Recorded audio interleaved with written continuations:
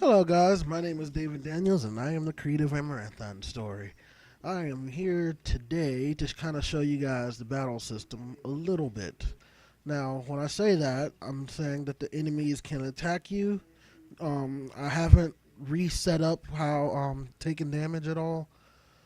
So they can attack at you, but they're not gonna inflict any damage on you at all. Let's attract one of them to me. Now he's attacking at me. I have to set up his distance for attack because right now he's not even reaching enough to even trigger anything. Right now, if the damage, if the colliders were enabled, he wouldn't even, do anything. It would. Looks like I got both of their attention. I can lose them. No, usually they'll give chase. In this moment, they didn't, which means they're gonna go back to their positions. Now, if I were to attract him again, he's gonna come to me. He'll chase me around until I get out of his range.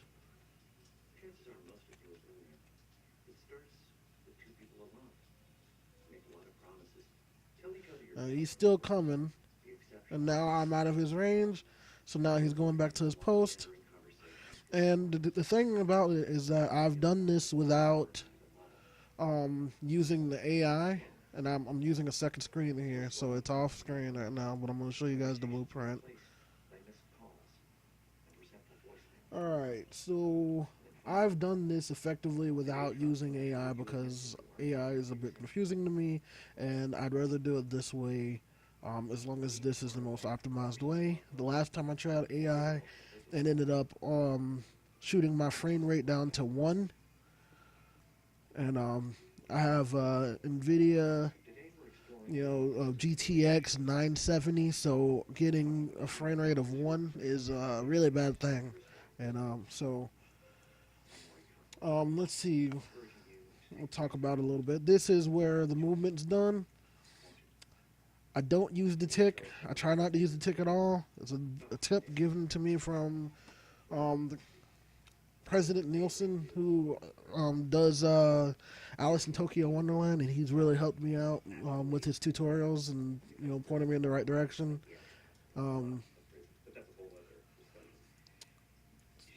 So I have a max amount of movement points. I set points on the screen that they can move to, and I get them randomly so they're not going in a specific pattern at all. If the enemy's found, then it gets in range of the enemy. If it's not, then it continues moving. And these are intervals. This is how quickly it'll move from one to another. And I randomized that a little bit too. Make it a little bit more lifelike and make it seem like they're more intelligent than they actually are. It's another timeline. So, and this is the points. These are the points that it moves to, and I can set these by default once on the map. And right now, I only have 3 configured. 3 points that can only move to 3 different points. Eventually, I'm going to have it so they can move to about 11 different points, maybe a little bit more than that, depending on the creature. Whenever you configure this, you're telling this that, if you put this at 3, then it's only going to do 0, 1, 2, and, because that's 3. If you put this to 11, then it's going to do, all of them, all the way, since I'm at 10 right now, and it's counting 0 to 11. So from here, get in range. This is where it gets in range. I'm going to make this a little bit bigger. I like to be organized with this. It's really easy to get disorganized in this. What this is doing is basically this is getting the enemy's location, and it's moving to. I have an attack range, so it only moves within range to attack. And when I showed you and it wasn't reaching before, that's because it's not in range for an attack. So that's the value that I can set different. It's gonna delay it for 2 seconds after that, and then it's gonna call an attack. And from there, it's gonna go here where we're actually gonna attack the player. This is the amount of skills that the enemy has. It's going to randomize whichever skill it uses. And bosses might work a little different. I might have like attack patterns for boss. The good thing about this is I could take this and turn this into anything because it's not too difficult to do. And here I'm just playing a montage, and I'm switching between attacks basically with the names of the section within the montage. And whichever name, whichever,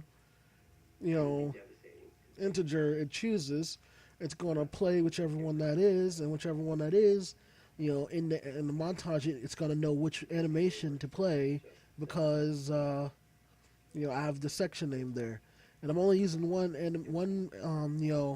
montage per enemy that has all of their attacks there.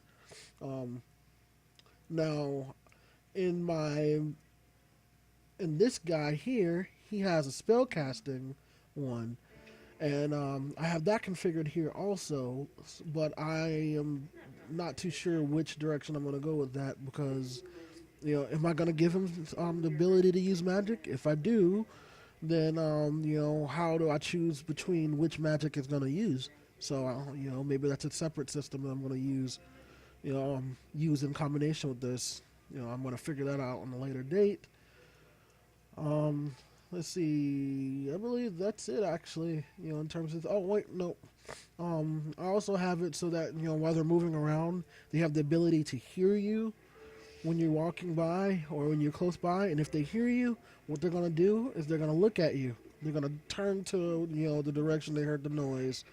And they're going to call found enemy. Because, if they hear you, they turn your direction, they probably have found you.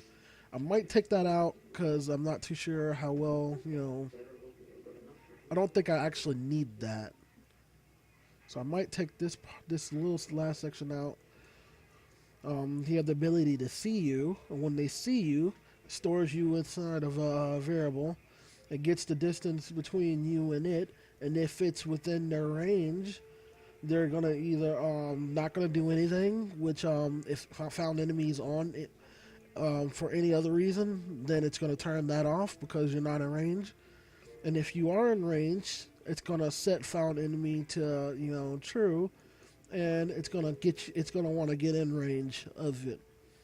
And when it gets in range, of course, what it does is it attacks, as we explained earlier. So that's going to be it. That is my enemy so far. All of my enemies run exactly like this right now until I get a boss. I might have some enemies that move within, a box, randomly within a box around the environment. So I might do something like that.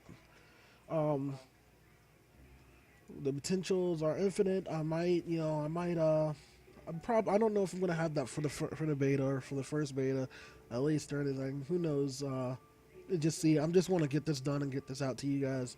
So I hope you all, enjoyed this. This is probably dominantly for the Unreal 4 community, showing off, what I've done, because I barely ever show off anything. This right here is pretty much just a test level that I created, with some obstacles where I can, run around, I can hide behind to lose, since I'm kind of promoting the whole interaction with the environment. Let's see, I'm going to go ahead and save that. And last, I think I'm going to actually take you guys to the map.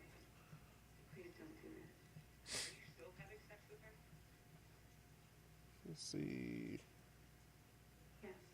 Beta, map section. This is only a portion of it. I'll show you guys what I mean when I say this is only a portion of the map. This is actually a part of the full terrain on Terrorist. And right now it's not set up for level streaming, although I do have the other one set up. And I will show you guys where I have that set up at. You know, take a look over here, and not title screen.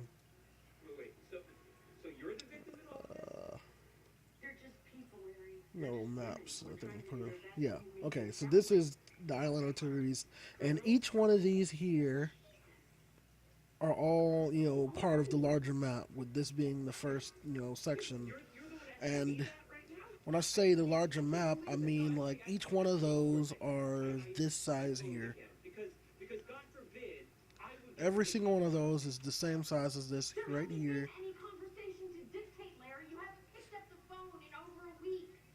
And just so you can get a sense of scale, I'll go ahead and do this.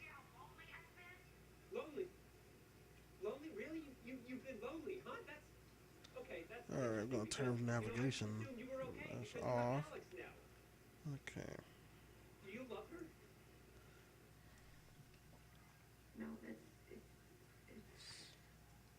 Alright. This is not the character I'm currently using, but it's the same size.